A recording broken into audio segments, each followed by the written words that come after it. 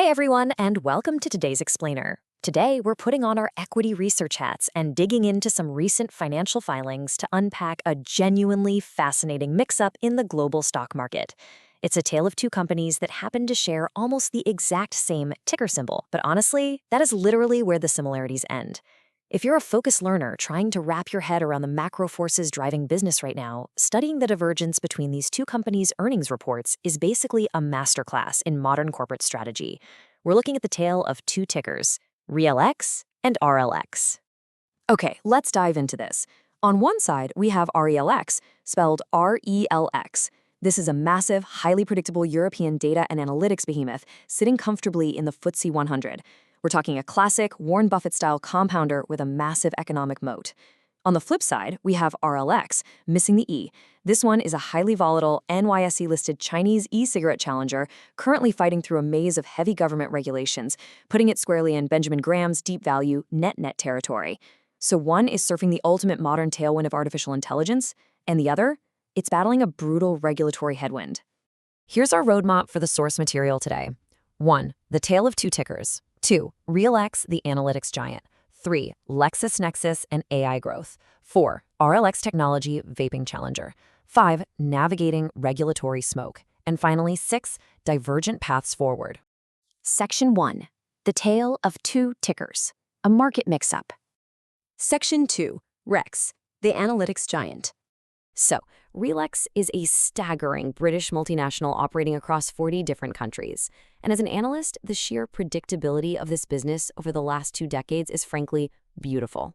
Check out the revenue growth. Back in 2005, they pulled in £5.16 billion. A decade later, in 2015, they grew to £5.97 billion. Fast forward to 2025, they've hit a record-breaking £9.59 billion, with over $3 billion in adjusted operating profit. They consistently hit that golden Buffett tier benchmark of a 15% return on invested capital. They aren't some flashy overnight tech sensation. They are a relentless compounding machine. And this compounding growth isn't just a digital story. Even their in-person events division, known as RX, is absolutely booming. For the first half of 2025, the exhibitions division cranked out 8% underlying revenue growth and an even better 9% growth in adjusted operating profit. They operated 282 face-to-face events globally. Management pointed out that strong ongoing growth is now firmly established well above pre-pandemic levels, with absolutely zero recent disruptions. Which brings us to a massive number, £2.25 billion. This brilliantly illustrates their sheer owner earnings and free cash flow generation. That $2.25 billion is RELX's share buyback target for 2026. They've already deployed $1.5 billion on buybacks in 2025 alone.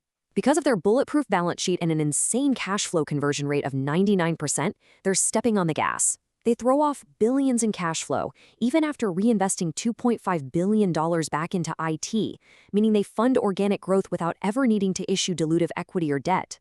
Moving on to Section 3. LexisNexis and AI growth.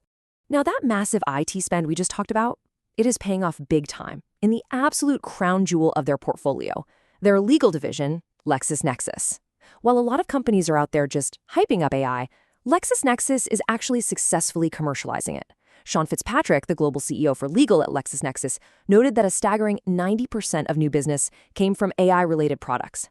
Because they own unparalleled proprietary databases, they can leverage efficient AI models to give legal professionals exact, cited answers, instead of making them search the whole internet.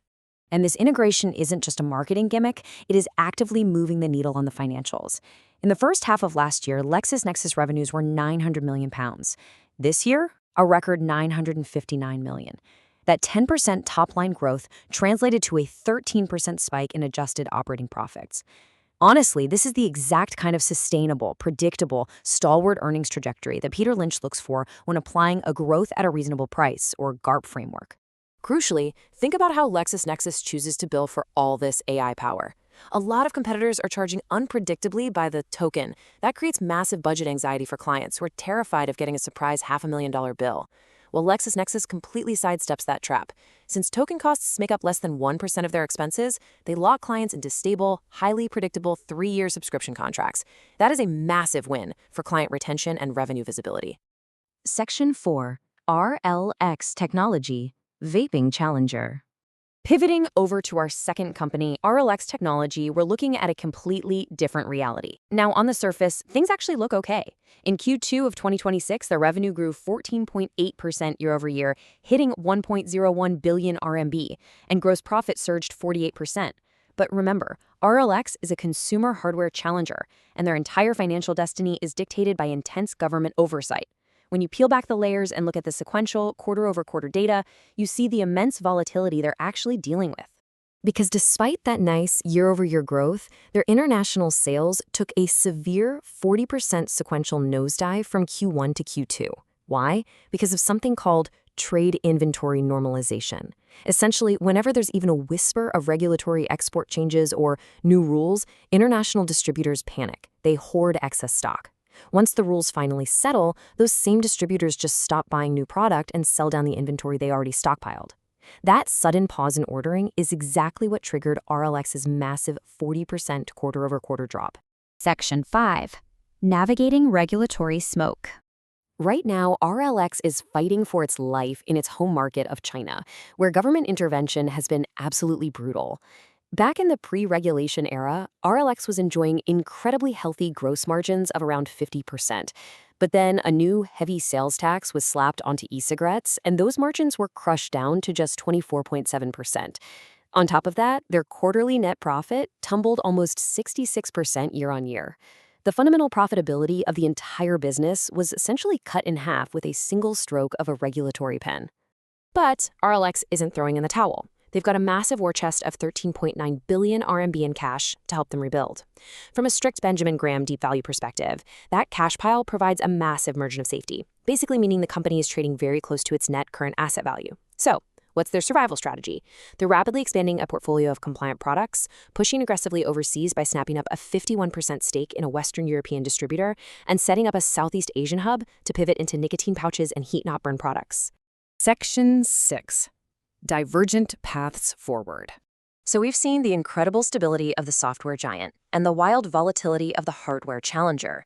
For RELX, the growth engine is all about owning proprietary data, seamlessly monetizing AI innovations, and locking clients into long-term subscription stability that totally ignores consumption panic. Meanwhile, for RELX, survival and growth are 100% dependent on navigating sudden regulatory shifts, absorbing massive new hardware taxes, and physically forcing their distribution footprint overseas to escape domestic crackdowns. One is playing offense with software, the other is playing defense with hardware. Which brings us to our final thought for today's explainer. As you review your own investments or even analyze the industry you work in, I really want you to ponder this. Over the next decade, which market force will be a stronger driver of corporate value? The successful, scalable integration of artificial intelligence or the agile navigation of tightening global regulations? The tale of these two tickers proves that both forces can completely rewrite a company's financial reality. Thank you so much for focusing in with me today, and I hope this leaves you curious to dig even deeper into the numbers behind the news.